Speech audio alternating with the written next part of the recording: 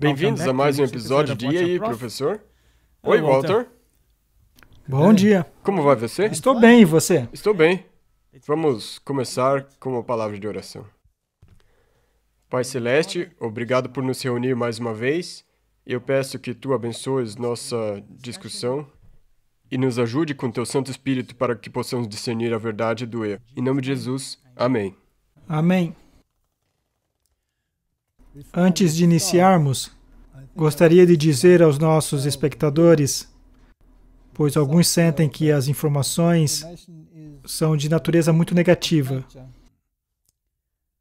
O próprio fato de haver tanta informação negativa nos diz onde estamos na corrente do tempo.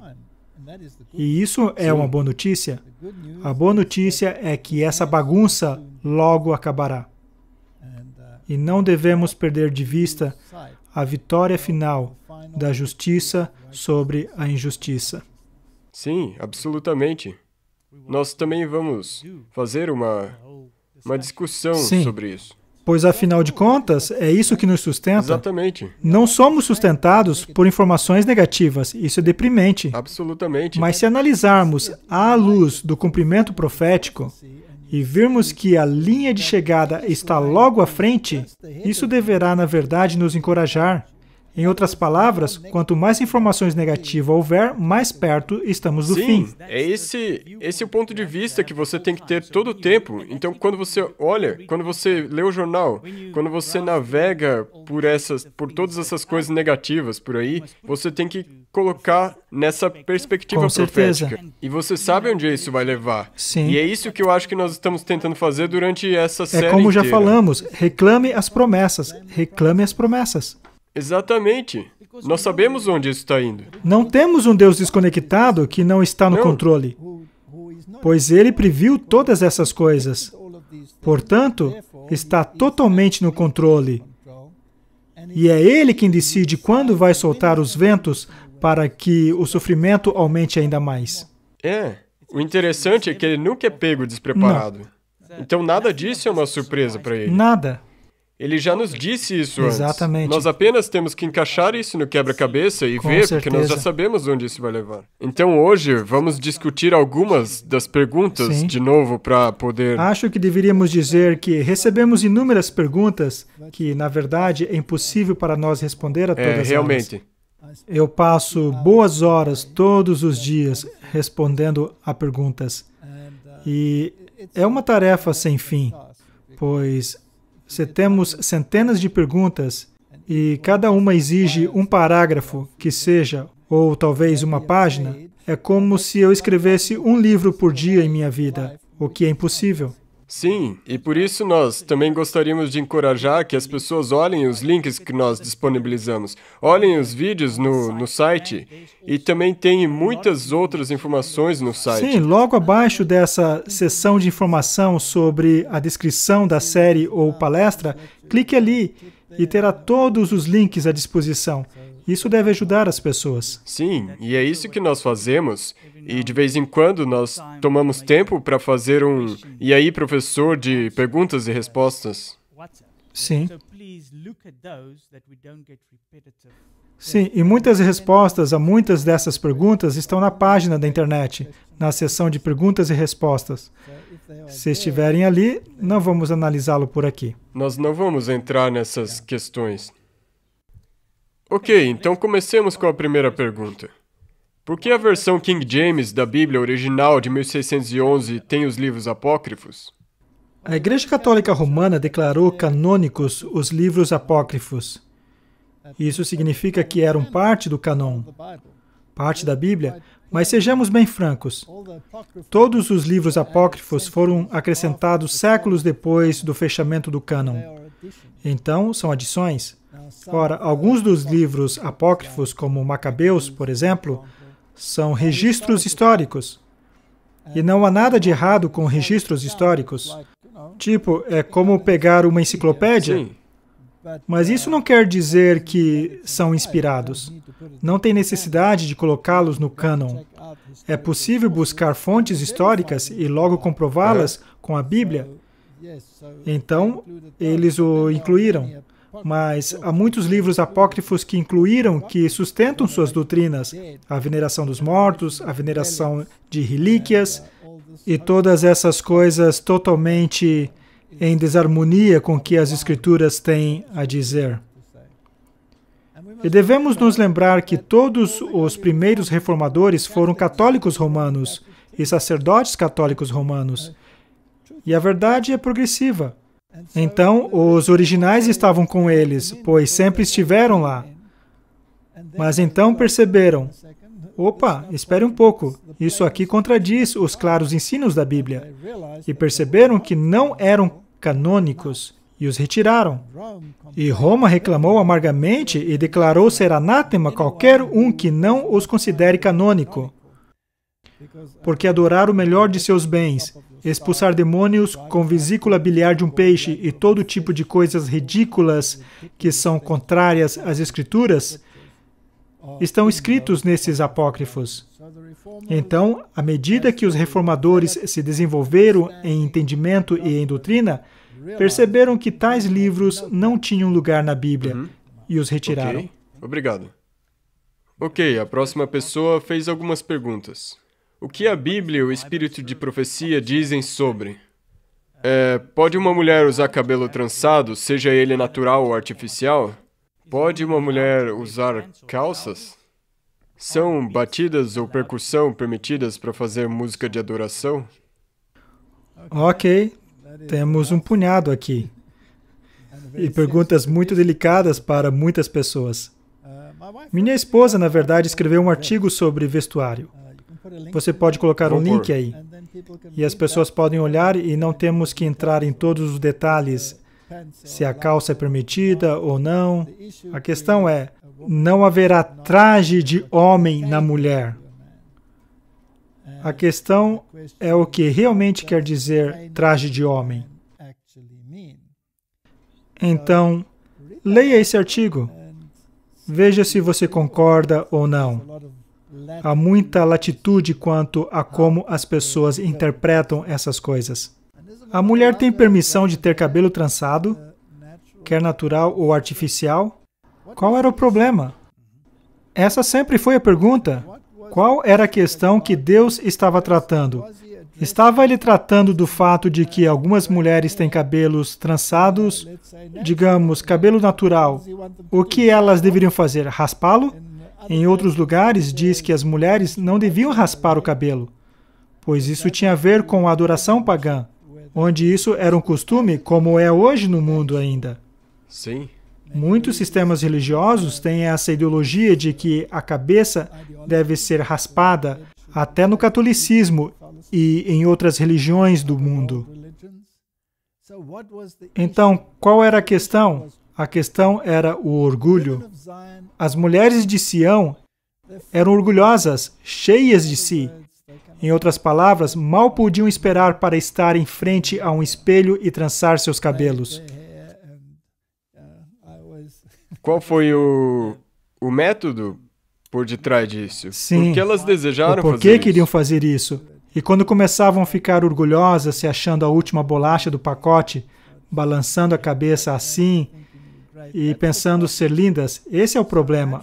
O cabelo natural trançado não tem nada. Até o cabelo trançado que não tem nada a ver com orgulho, digamos que você tem uma ocasião muito especial, um casamento, por exemplo, você deveria se parecer com um pato que acaba de sair da água? Não. Não tem nada a ver com isso. Tem a ver com orgulho. Então, ela estava tratando do orgulho. Nada além disso. A última pergunta é sobre a bateria. Toda música tem ritmo, tem melodia e tem harmonia. E o nível mais elevado da música é a harmonia. Também tem a letra. E tudo isso se une para formar uma canção. Ora, uma batida pode ser usada de maneira apropriada ou inapropriada. As chances de ser usada inapropriadamente aumentam, especialmente em certas sociedades, onde isso é comum. E a batida era usada tradicionalmente para ativar o Lao, os deuses inferiores. Em outras palavras, era usada na adoração pagã para criar um estado de consciência. Então a batida é um problema, especialmente no que se refere à batida sincopada. Dá para usar a batida sem tambores. É possível inserir uma batida na canção que você está tocando com seu instrumento, e isso estabelece o ritmo. Mas, ao usar tambores para acentuá-lo, corre-se o risco de ir numa direção contrária. A pergunta é: como é a música celestial? Eu suponho que a música celestial seja calma, melodiosa, bem articulada, harmoniosa. Obviamente, se temos um coro celestial cantando junto, temos harmonia. Esses são os elementos da música, os quais deveríamos nos esforçar por ter e elevar em nossa adoração. Ok, obrigado. E se uma pessoa quiser ser batizada, mas não quiser se unir a uma igreja? Aceitaria Jesus a ele se ele não fosse membro da igreja? Seria apropriado se ele ou ela pedisse a um pastor que o batizasse, mas dissesse ao pastor que não gostaria de ser membro da igreja? Muito bem. Na verdade, a primeira parte da pergunta é o X da questão, não é?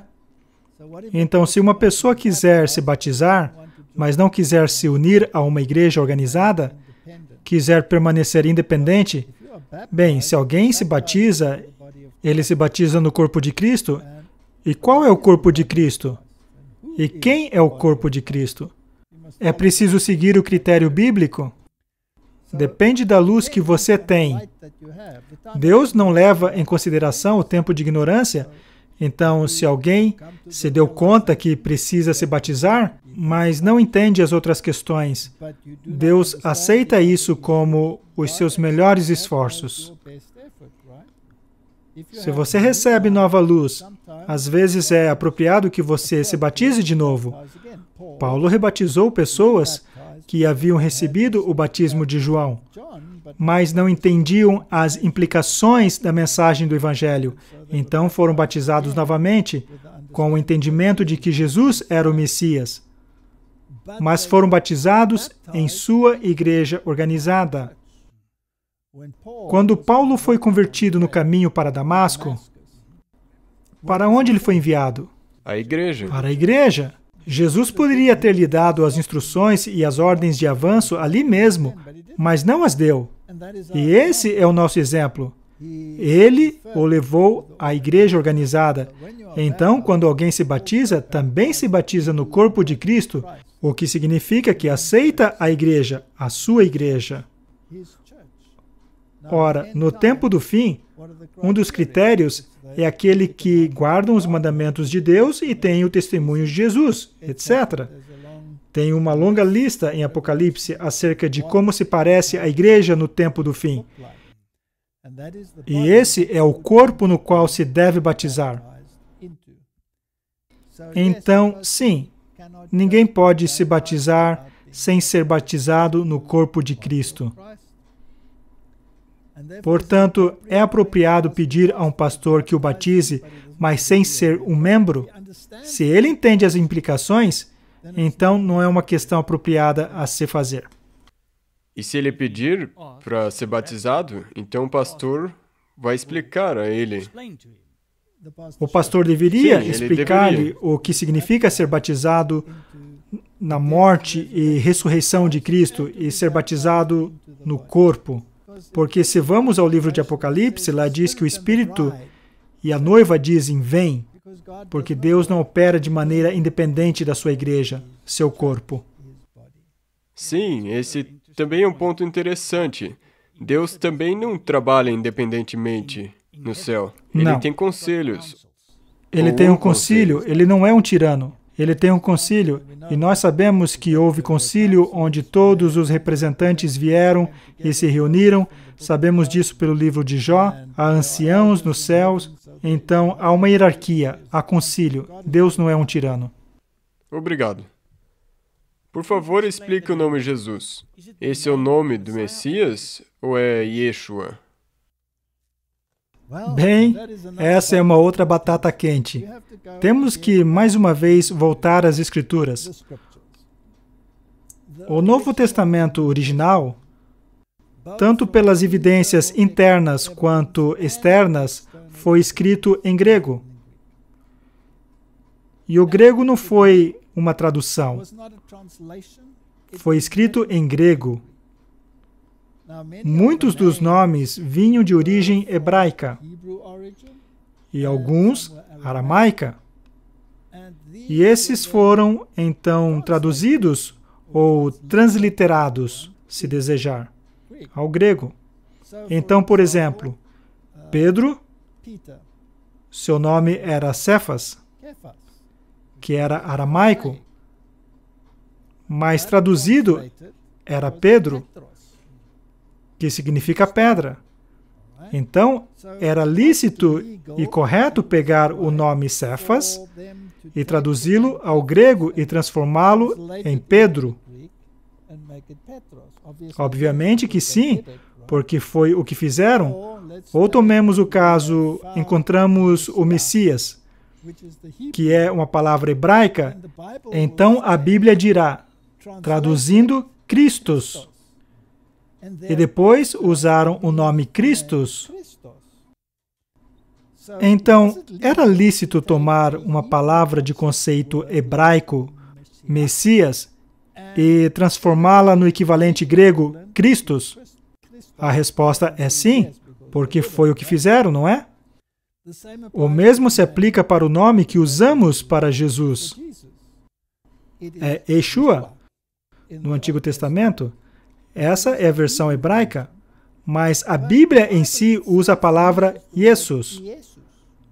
Agora, exatamente como isso era pronunciado é outra questão. Mas era lícito mudar de Yeshua para Jesus. Ora, se usarmos outro idioma, também é possível mudar esse nome? Obviamente que sim. Então, digamos em alemão. Se lermos o Evangelho de João, será lido Johannes. Também em africano seria Johannes. Mas em inglês é John e todos sabem que é exatamente a mesma pessoa. Uma é apenas a versão em inglês, enquanto a outra é em outra língua, não é? Então, por que não é essencial que eu use o nome Yeshua? É errado usar o nome Yeshua? Não, você só estaria usando a versão em hebraico. Mas se você não é hebreu, se for grego, poderia usar Jesus? A resposta é sim. Ora, se for inglês, pode usar Jesus? Sim. Então se torna inglês. Algumas pessoas dirão, mas originalmente não havia J. Tudo era Y. Mas as línguas também avançam. E se voltarmos às Escrituras, onde Jesus fala em aramaico, por exemplo, quando ele estava na cruz e disse, por que me abandonaste? Deus meu, por que me abandonaste? Mas o dialeto que ele usa é diferente do dialeto que se encontra, por exemplo, no livro de Daniel. Então temos uma mudança progressiva e era algo legal para ele, porque ele mesmo fez.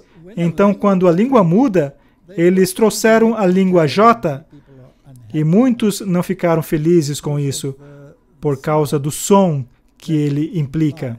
Tudo era Y. E pela palavra, tínhamos que usar a pronúncia para essa palavra específica. Ou seja, se dissermos yes, seria com um I, não é? Teria um som de I, mas se dissermos Júnior, é um som de Ju, mas também era soletrado com um Y. Se você é um estrangeiro, dirá, com licença, por que ambos se soletram com um Y e um se pronuncia I e o outro J?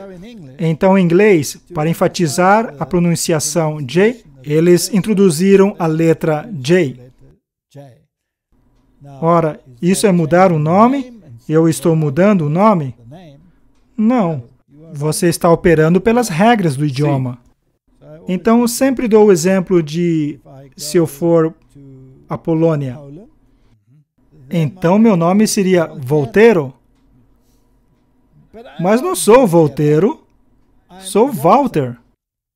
Mas, na verdade, nem sou Walter, pois sou alemão, na verdade, sou Walter. Então, qual será o nome agora? Bem, se eu estiver na Polônia, sou um Voltaire. Se estiver na Alemanha, sou Walter. Se eu estiver na Inglaterra ou qualquer outra terra que fala inglês, sou Walter. E devo viver com isso, pois é assim que a língua funciona. O mesmo se dá com a Bíblia. Eu acho que não tem absolutamente nada de errado de se referir a Jesus como Jesus. Assim como se eu falar em grego, eu me referia a ele como Jesus. E se fosse um hebraico, falaria com ele como Yeshua. Muito obrigado. Você poderia, por favor, nos ensinar como, por que e quem inventou essa teologia moderna do Apocalipse que você mencionou? Muitos de nossos irmãos aprendem essa versão futurista moderna em suas igrejas e estão certos de que essa é a verdade do Evangelho. Sim, é um fato muito estranho da história que as pessoas possam mudar seu entendimento, mesmo se estiver em um terreno sólido. Se estudarmos as Escrituras, não há dúvidas de que a profecia é apresentada de maneira histórica, continuamente. Pegue o livro de Daniel, Daniel 2, Daniel 7. Há uma progressão histórica contínua ao longo do tempo. Começamos com Babilônia, vamos para o Império Medo-Persa, Império Grego, Império Romano e o Império Romano Papal. Essa é a progressão ao longo do tempo. Se tomarmos o livro de Apocalipse, pegamos as 7 igrejas e aplica-se o mesmo padrão. Há uma progressão histórica ao longo do tempo.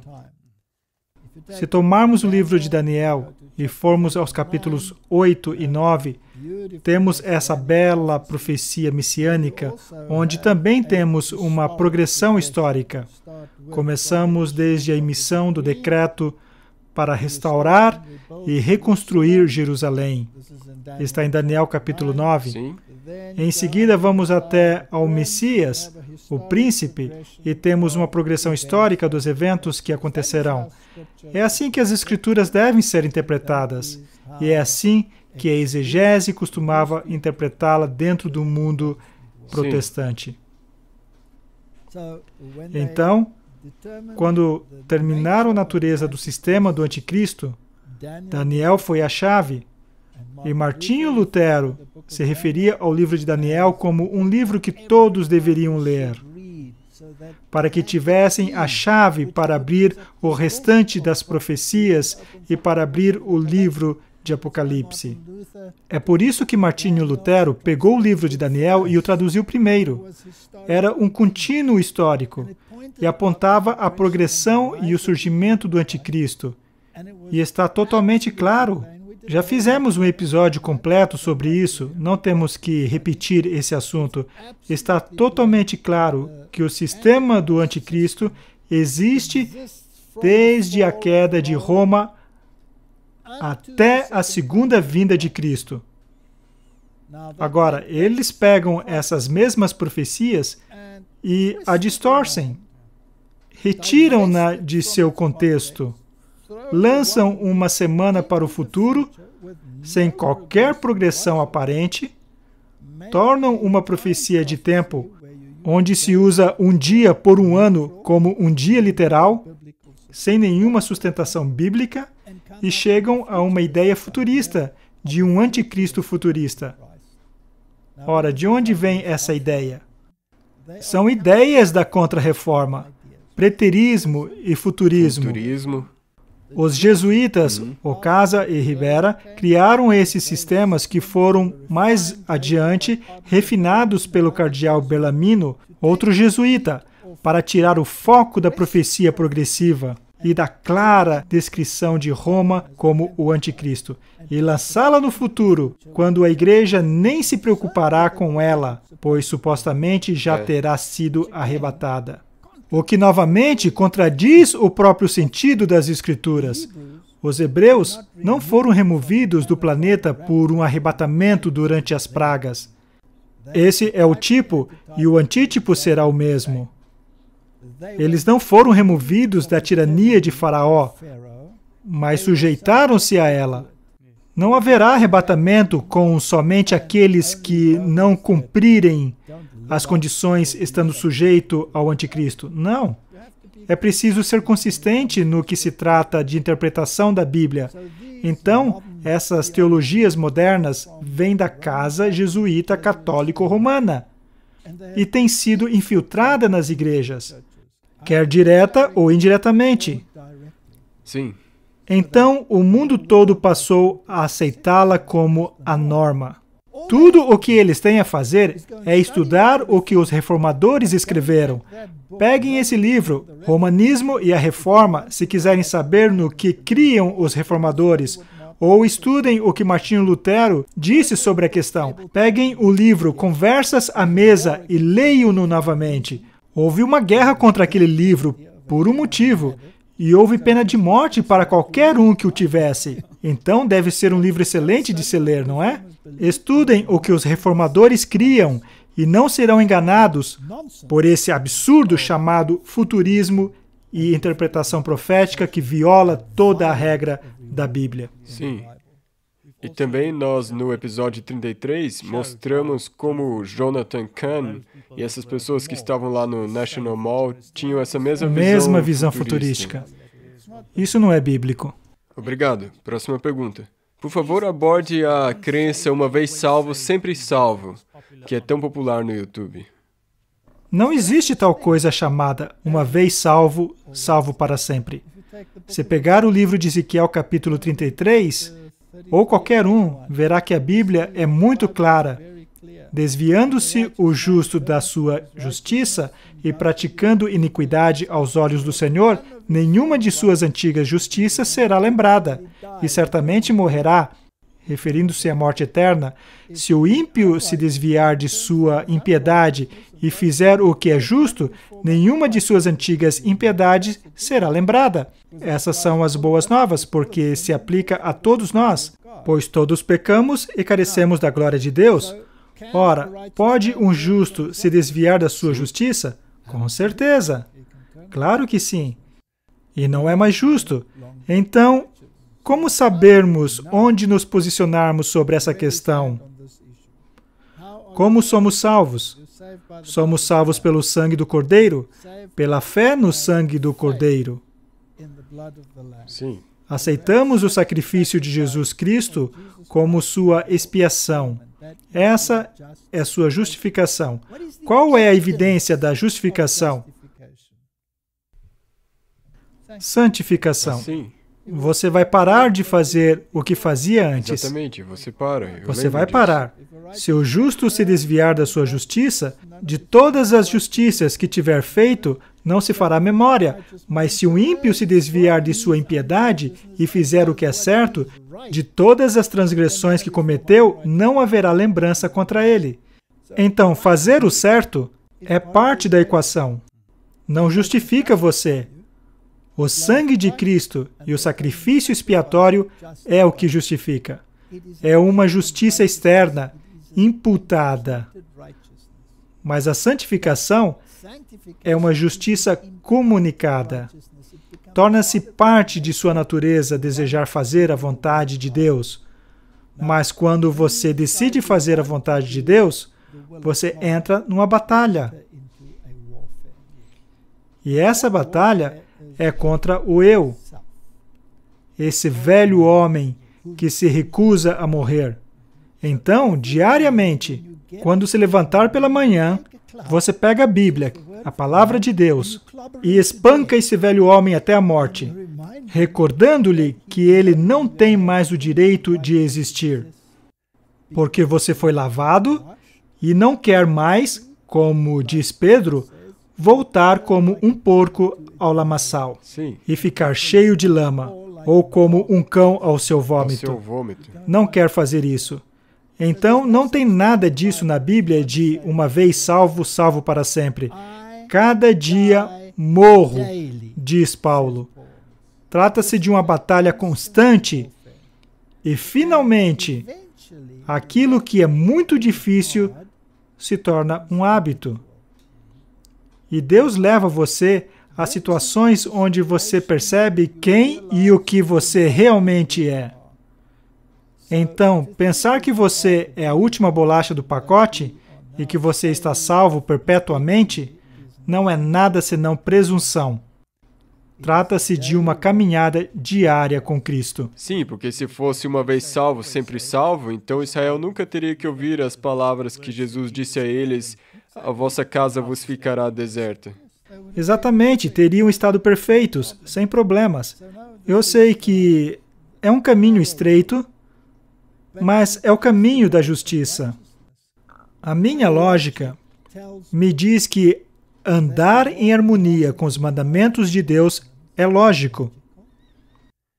E não somente amar a Deus, mas também amar e respeitar o próximo. E quando não estou em harmonia com a sua vontade, que é como um espelho, onde eu me olho e vejo, estou torto aqui e ali, preciso de um conserto aqui, tenho carregado defeitos ali, e vou consertando isso. Em algum momento específico, em que eu estiver travando grande batalha para fazer o que é certo, eu sou coberto pela justiça de Cristo. Quando faço do meu jeito, rejeito e me desvio do caminho certo. Então, não posso esperar ser coberto pela graça de Cristo. Obrigado. Eu só quero mencionar isso porque você antes mencionou o batismo.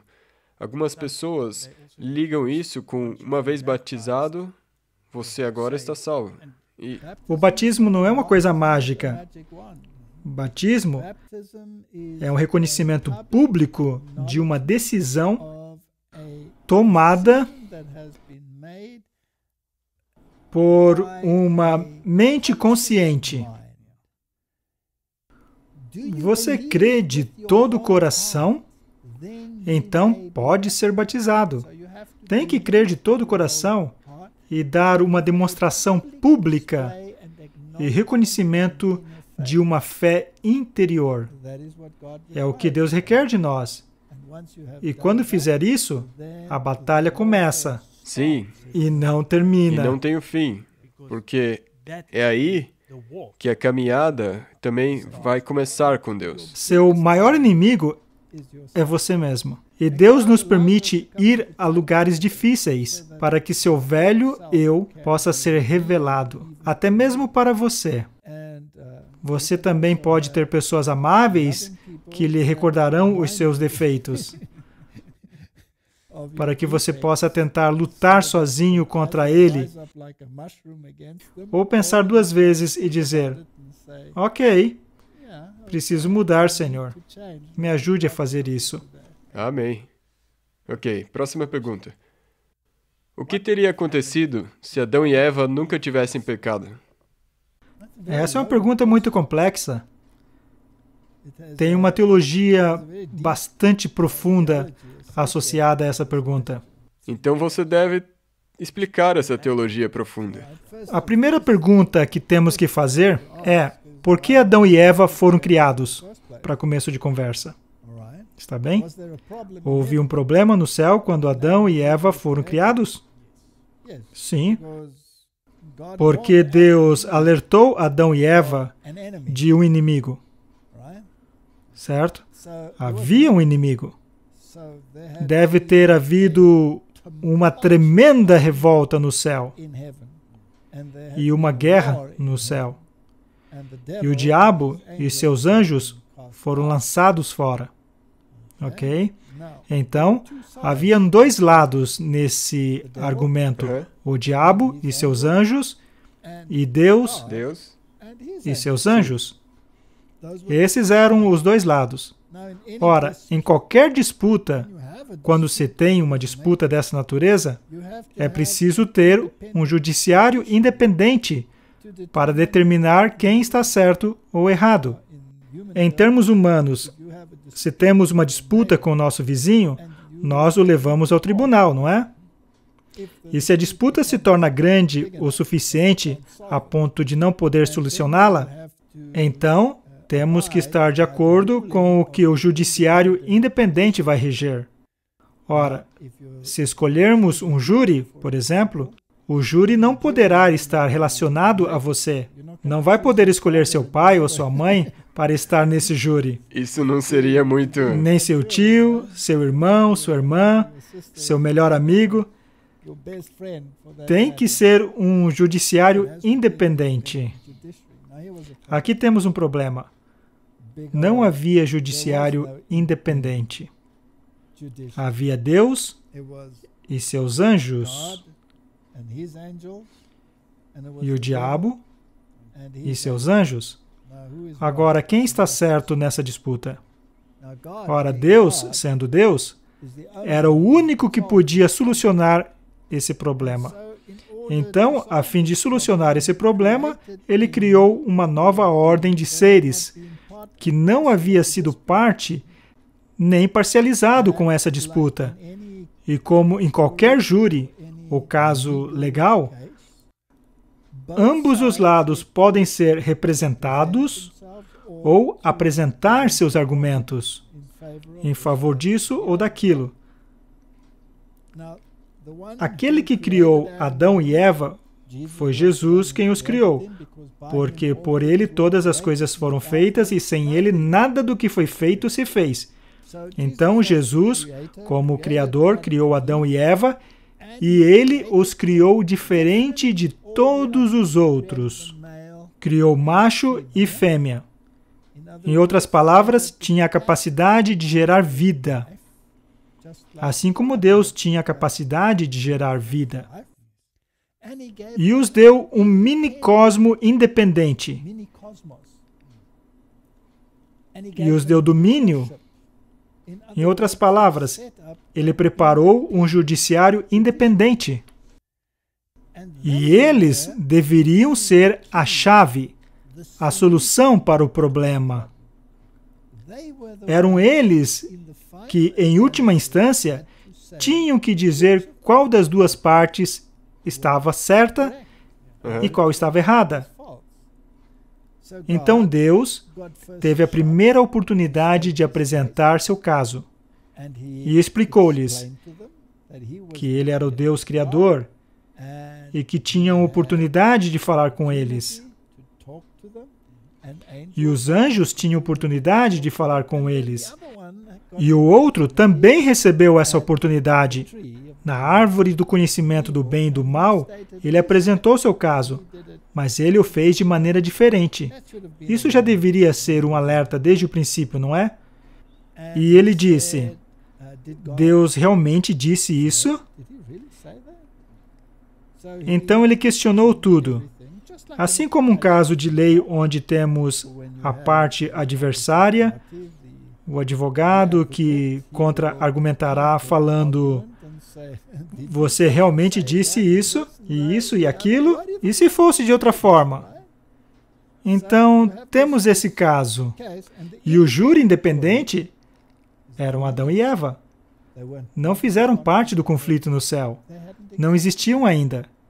E não havia outra forma de criar um judiciário independente a não ser criá-lo. Então Deus teve que criá-lo, pois o diabo não podia criar. Ele não tem capacidade para isso. Então Adão e Eva não foram uma reflexão tardia. Não. Foram a solução para o problema. Ora, tivesse eles feito o que foram solicitados a fazer, tivessem investigado a questão e tomado tempo para estudar o caso do argumento de um versus o argumento do outro, o outro dizia, esse Deus com quem você fala está lhe privando de coisas. Isso é mentira, ele é um mentiroso. Ele disse mesmo que você não deveria tocar nisso. Olhe para mim, estou tocando e não me acontece nada. Olhe para mim.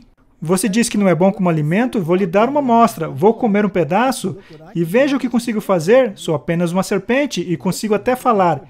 Isso é muito bom. A propósito, ele está retendo coisas de vocês. Vocês serão como Deus. E o resto é história. Eles escolheram o lado. E então sofreram as consequências. Sim. Que é uma coisa lógica, não é? E então temos um planeta em rebelião. Mas isso não terminou por aí, porque Deus, mesmo nessa situação, ofereceu sua ajuda e um escape, prometendo-lhes o Messias. E, em certo sentido, o homem ainda é um sistema judiciário para determinar quem está certo e quem está errado nesse argumento de uma geração a outra. E nossa geração agora tem a oportunidade de julgar entre o que Deus diz, aqui está, e está bem claro, e podemos questionar muitas das coisas que aconteceram nas descrições desse livro. E podemos ler os livros ocultos e podemos descobrir qual é o outro lado da história. Então, ainda somos um judiciário. Foi uma introdução longa. Não, tudo bem. Mas o que teria acontecido se Adão e Eva não tivessem pecado?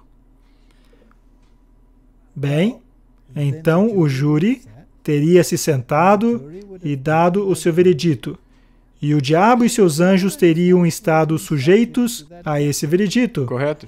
E se o salário do pecado é a morte, como proclamou Deus, e Adão e Eva, como um judiciário independente, tivesse chegado à conclusão de que a única forma de lidar com isso é pelo juízo executivo, uma vez que o salário do pecado é a morte, então o diabo e seus anjos teriam sido eliminados e teria havido paz e harmonia no universo. E é nessa direção que estamos indo.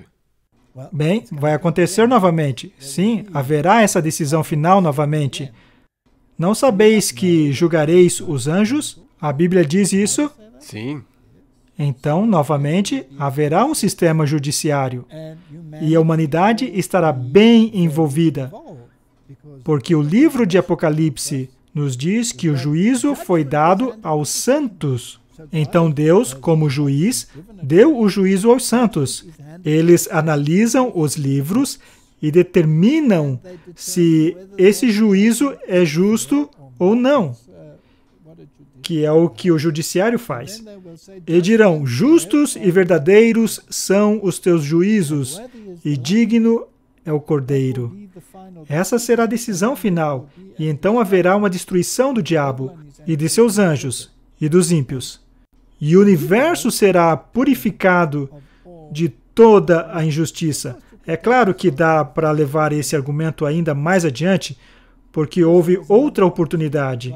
Deus escolheu um povo, os israelitas, e levou-os em conexão consigo mesmo. E deu-lhes bons juízos, e disse-lhes seu lado da história. E explicou-lhes no Monte Sinai sua lei, e explicou-lhes em grande detalhe porque era essencial que a humanidade fosse sujeita a essa lei. Não é? Então Deus apresentou seu caso. Também havia as nações pagãs ao redor, que representaram o outro caso. O que eles escolheram? Infelizmente, o outro lado. Não fizeram escolhas melhores que Adão e Eva. Não. Então, digamos que, e se teoricamente eles tivessem aceito e não rejeitado Jesus como Messias, então, o que teria acontecido? Ele não teria sido crucificado por eles, não é? Mas o salário do pecado é a morte, e a humanidade tinha pecado, e a humanidade precisava de redenção. E sem derramamento de sangue, não há remissão de pecados. Então o Messias teria que morrer. Mas se seu povo não estivesse disposto a matá-lo, mas aceitá-lo como o justo e o justo regente do universo, então a única história que temos na Bíblia é a de Abraão e Isaque. E Abraão era quem tinha que sacrificar Isaque. E no último instante, Deus estendeu a mão e disse, tenho um substituto para você. um tipo que serve como o tipo para o grande antítipo, o Messias que virá e que morrerá em seu lugar. Então eu acho que o Pai teria assumido o papel e teria sacrificado o Filho. E o Filho, tendo vida em si mesmo, teria sido ressuscitado dos mortos. E não teríamos tido esse drama terrível que tivemos. E a nação de Israel teria se tornado o reino de Deus. E qualquer um que não quisesse pertencer a ela sofreria as mesmas consequências que aqueles que recusassem e teria solucionado o problema. Basicamente, o que estou dizendo é que a humanidade é a solução ao problema do pecado. Ora, ela não consegue resolver o problema do pecado, somente Deus o pode. Mas ela atua como um judiciário independente quanto à justiça dos juízos de Deus. Sim, e o plano ainda não mudou. Porque Israel... O plano é o mesmo? Sim, Israel não viveu de acordo com o que eles deveriam. Então agora, 2000 anos depois, a história ainda não mudou. Nós ainda temos o Israel espiritual que tem que fazer todas essas coisas. E finalmente, quando Jesus voltar, então... Finalmente só haverá um remanescente de um remanescente. Exatamente. Esse finalmente se apegará ao plano e dirá: não, os juízos de Deus são justos e verdadeiros. Assim se darão as coisas. Muito obrigado. Qual é a diferença entre adventistas do sétimo dia e adventistas do sétimo dia da Reforma? As perguntas estão cada vez mais pesadas. Mas... São perguntas que você recebeu? Sim, essas são perguntas que eu recebo e... Ok, qual é a diferença entre adventistas e adventistas do sétimo dia da Reforma? Bem, originalmente, são uma igreja que surgiu do grande desapontamento do movimento millerita, que, por fim, se tornou a igreja adventista do sétimo dia, que percebeu que os mandamentos de Deus ainda estavam válidos e que Cristo, de fato, viria, mas que não havia compreendido o elemento da mensagem do santuário. Cristo não viria naquela época para restaurar a terra. Sim. Ele estava entrando na fase seguinte do ministério do santuário celestial. E quando essa fase se concluísse, ele voltaria. Esse é o movimento adventista do sétimo dia. Teve um início e continuará até o fim. Agora, como o Israel antigo, a nossa igreja é perfeita? Não? Não mexa a cabeça com tanta veemência. O que há com você?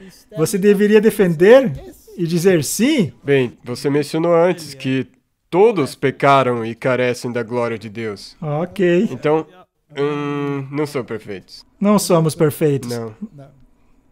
Na verdade, se a gente... Não entremos nesse ponto. Alguns de nós somos menos perfeitos que os outros, mas alguns fazem um esforço tremendo para serem menos perfeitos que os outros. Está bem. Essa igreja tem seus altos e baixos. Tem trigo e tem o joio nela. E o trigo e joio permanecerão até quando? Até o fim? Ok. As decisões que ela toma são sempre de mais elevado padrão? Não, infelizmente não. Não, as decisões nem sempre são as de mais elevado padrão. Será que alguém dentro de suas fileiras poderia se entristecer com as decisões dela? Com certeza. Ou alguns dos exemplos que são ditos? Sim, isso é parte da natureza humana, parte da natureza caída. O que acontece é que os adventistas da Reforma, especialmente na Alemanha, ficaram extremamente desanimados e tristes quando a igreja basicamente se rendeu ao poder do regime nazista, ao permitir que os adventistas portassem armas. E alguns deles se separaram do corpo.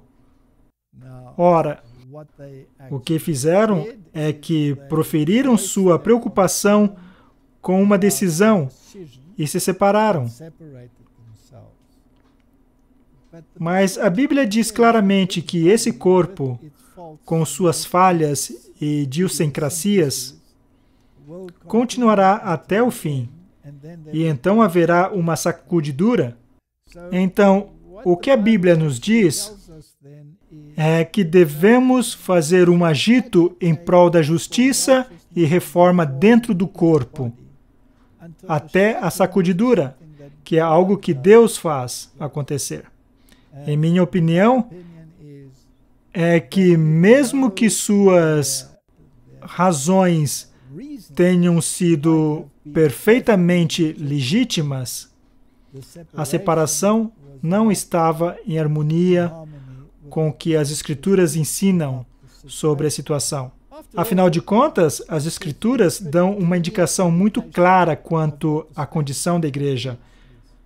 É pobre, é cega, é miserável, está nua, precisa de colírio, e é melhor que compre ouro refinado no fogo. No fogo? Caso contrário, será vomitada da boca, não é? É. Não é uma descrição muito boa da igreja do tempo do fim. Então, não é difícil dizer, não quero fazer parte desse grupo. Bem, se olharmos para Daniel, ele fazia parte do grupo, sofreu as consequências, foi preso e levado até Babilônia e colocado sobre as condições mais adversas. Foi lançado aos leões, etc. Seus amigos foram lançados na fornalha de fogo. Por quê? Porque ele se posicionou pelo que era certo. E quanto à igreja deles? Não, sim. Não foram eles que causaram isso por suas decisões erradas e sua teimosia? Sim. Não vai ser muito diferente conosco no fim. Paulo, porque ele foi preso em Jerusalém. Exatamente. A própria igreja dele. Sua própria igreja criou as circunstâncias que levaram ao seu fim. É. Mas ele não se separou. Não. Então esse corpo final vai chegar no reino e Deus é quem vai sacudi-lo.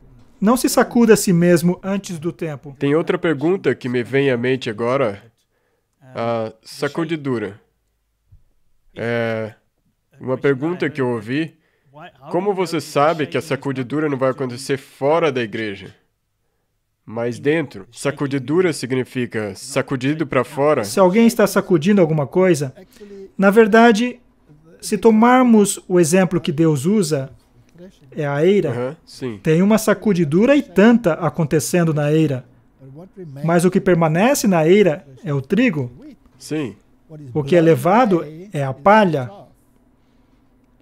Em muitas ocasiões, quando um adventista da Reforma veio falar comigo, e há muita gente bondosa entre os adventistas da Reforma, mas eu lhes digo o tempo inteiro que devem fazer parte do corpo principal.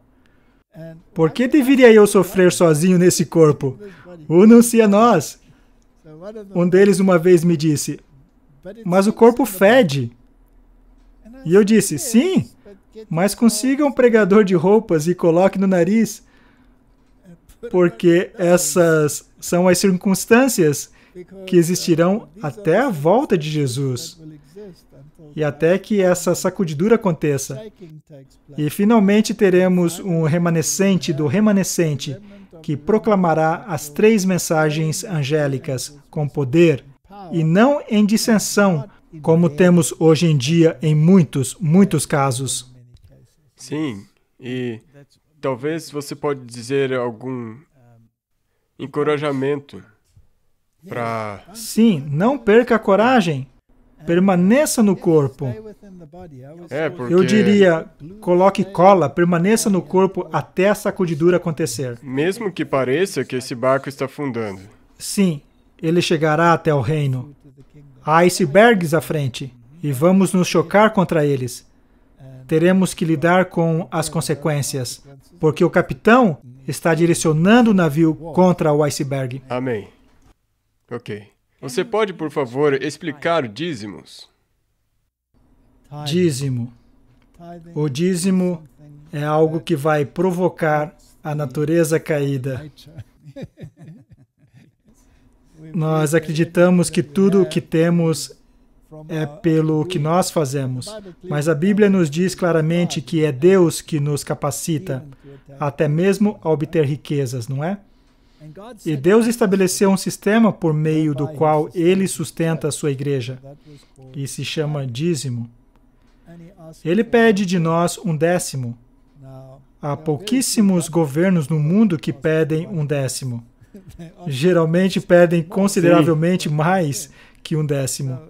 Então, trata-se de um sistema muito justo.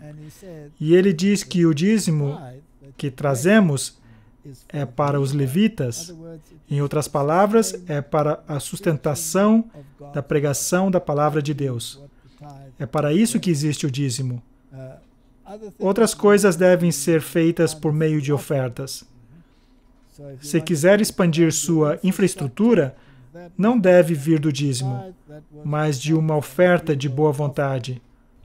Há muitos exemplos disso na Bíblia, de ofertas de boa vontade para a reconstrução do templo, por exemplo. Mesmo o santuário era construído com ofertas e não com dízimos. Sim, e também o templo original. O dízimo está aí para sustentar a obra de Deus, e não é seu. É, na verdade, o dízimo de Deus. É um conceito que é incômodo para alguns, porque sentem que tudo é seu, e agora tem que dar algo. Precisamos mudar nossa mentalidade.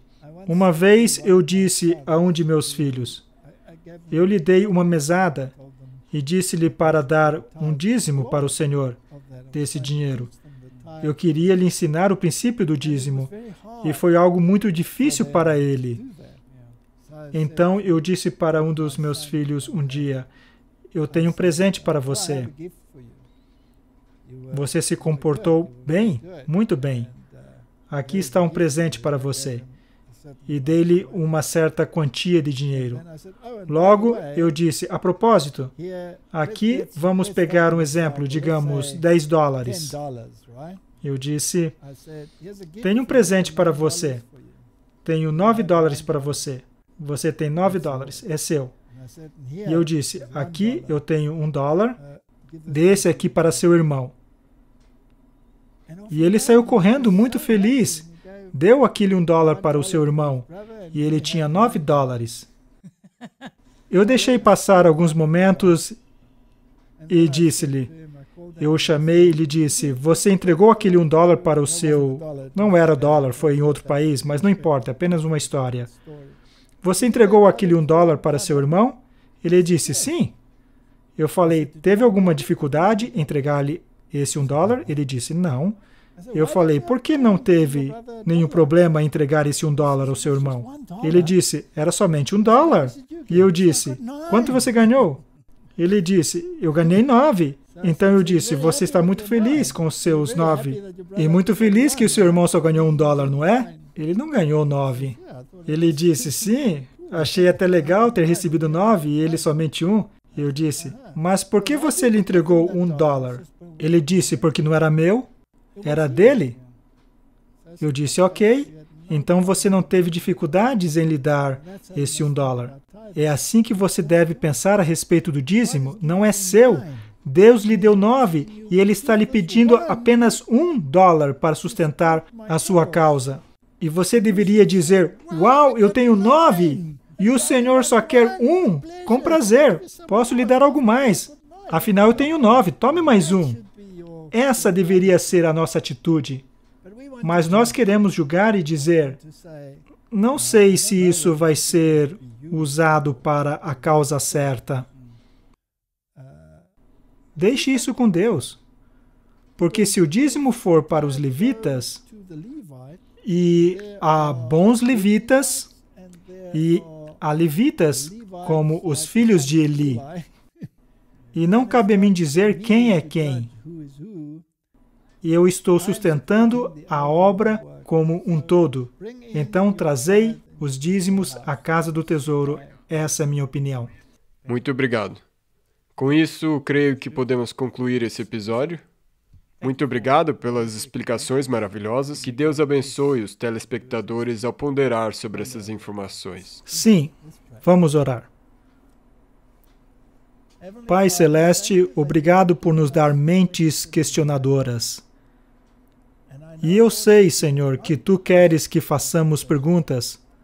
Caso contrário, não nos teria dado mentes capazes de raciocinar e questionar. E, afinal de contas, precisamos ter mentes capazes de raciocinar e questionar a fim de cumprirmos o papel que o Senhor nos deu.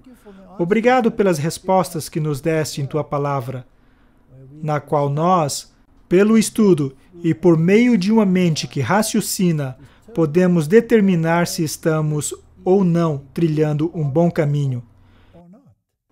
Escolhei hoje, é o que nos dizes, e também nos dizes, vinde e arrazoemos.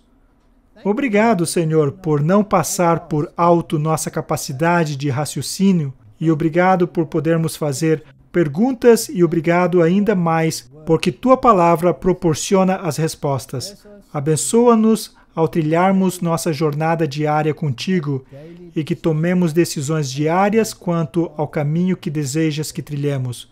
Oramos em nome de Jesus. Amém. Amém. Obrigado por assistir esse vídeo.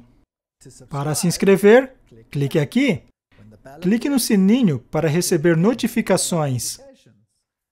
Para assistir o próximo vídeo, clique aqui. Muito obrigado.